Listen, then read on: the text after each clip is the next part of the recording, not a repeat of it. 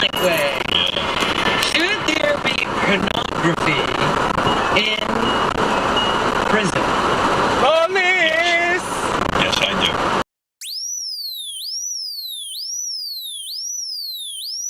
Do you think there should be pornography in prison? Yes, I do. I believe for pornography.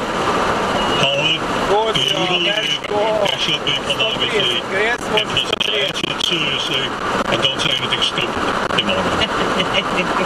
I believe there should be pornography in prison because then all the jacks go, shut up, sit down. Well, if you think of prison as punishment, Yes. why should they have pornography? Or have pornography be available? I think of the guards and people in the system who have to watch these guys. A lot of these guys are running a fucking. At least if you have